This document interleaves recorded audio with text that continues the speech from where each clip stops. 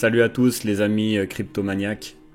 Alors je vous reçois aujourd'hui dans cette vidéo parce que j'avais envie de partager avec vous une petite découverte que je trouve très intéressante. Alors vous en ferez absolument ce que vous voulez bien sûr. Donc ce qui m'intéresserait après, c'est qu'on puisse en parler à travers les commentaires ou sur notre chaîne Telegram bien sûr, que vous trouverez donc le lien dans la description de cette vidéo. Alors, ouais, ce que j'ai trouvé de vraiment assez intéressant, c'est qu'en observant le graphe ici, on a eu justement cette fameuse phase. Donc là, on est sur TradingView pour les débutants. Pour ceux qui débutent et qui connaissent pas TradingView. Donc là, on est sur le Bitcoin Tether. Donc c'est le Bitcoin contre le Tether, c'est cette paire-là. Et on est sur le site Bitrex. Donc ça c'est le cours du prix sur le site Bitrex qui est un échangeur. Alors ici, selon moi, on était monté relativement, je dirais normalement, hein, jusqu'à cette valeur-là, il y a 11-12 000. Et puis c'est à partir de là qu'on a commencé un peu à péter les plombs, puis à acheter à n'importe quel prix. Et ce qui a provoqué justement cette exagération de marché totale. Alors ce qui est intéressant, c'est qu'il y a deux bougies qui sont vraiment à relever ici. Alors je vais vous les dessiner, comme ça on les verra bien. Alors il y a la première qui est ici. Voilà, qui sonne le départ de cette exagération folle. Et puis ici on a une méga bougie aussi en retour. Je vais la dessiner comme ça, voilà. Qui nous fait une chute qui est juste exagérée. Donc si je mesure déjà celle-ci là, on est à 38%. Ce qui n'est pas rien hein, pour le Bitcoin. Et puis, si on mesure celle-ci, on est pratiquement à 34%. Disons qu'on a fait un espèce d'aller-retour. Hein. Alors, ce que j'ai trouvé intéressant, bon déjà, elles sont énormes et c'est vraiment surprenant de voir ça de temps en temps comme ça. Donc c'est saluable. Et surtout, si on tire un trait à la base de la bougie de montée, donc celle qui a amorcé un petit peu toute cette exagération de prix jusqu'à 20 000. Et si on tire un trait ici sur la base de celle du retour, donc je vais le faire comme ça, voilà, on va observer un truc vraiment intéressant, ce qui permet de dire que on pourrait détecter par la suite justement un petit peu les ennuis qu'on pourrait rencontrer sur le marché dans le futur, en observant quand on a une bougie comme ça spectaculaire. Alors déjà on voit qu'elle s'arrête ici, au départ de l'autre. Et en fait, on va retrouver ici des rebonds qui vont se faire à la base, plus ou moins à la base de cette bougie qui nous symbolise un prix, je dirais, de 12 000. Donc on voit qu'à partir de 12 000, d'un coup on a... Donc tout ça, il faut imaginer qu'on ne le sait pas, hein, il faut voir le marché à ce moment-là. On peut se dire, ok, on a une bougie surnaturelle, on va certainement avoir des pépins sur le marché par la suite, durant les prochains mois, parce que là, donc il faut, je le rappelle quand même, hein, je sais qu'il y a beaucoup de gens qui sont à la minute, s'ils pouvaient être à la seconde sur les bougies, ils le seraient. Mais disons que là, on est sur la journée, donc chaque bougie vaut une journée. Et quand on a une bougie d'une journée qui prend 34%, 40%, eh ben, on peut se dire visiblement qu'à la base de cette bougie, là en tout cas, ça a marché pour le Bitcoin. Pour ce marché-là, avant un petit peu justement de fin d'année, avant Noël. Et on voit qu'effectivement, on va retrouver des bricoles par la suite. Donc ici, on a une résistance qui s'est formée. On dirait un petit peu...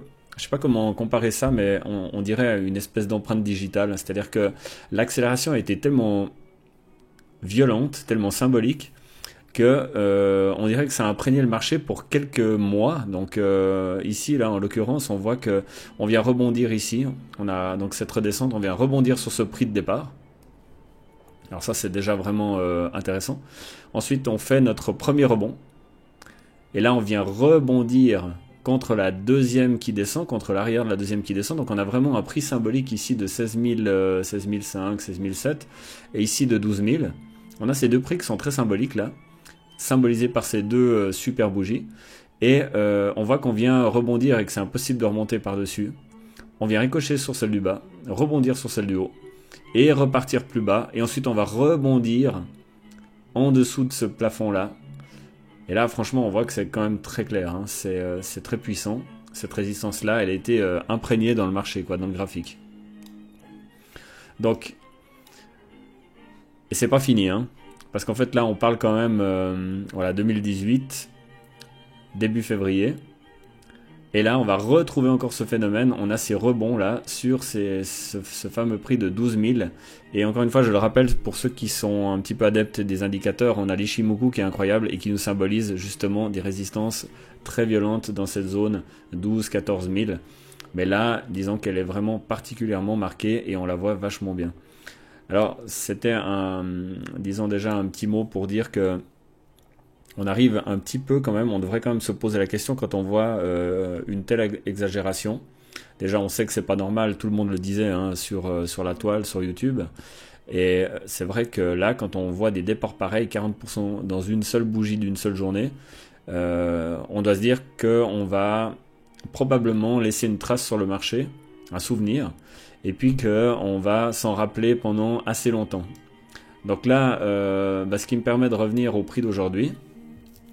Donc c'est vrai que je suis quand même un tout petit peu inquiet. On a fait une vidéo là-dessus il y a pas très longtemps. Je crois que c'est 2 vidéos en arrière comme ça. Et où on parle justement du prix de la suite du Bitcoin.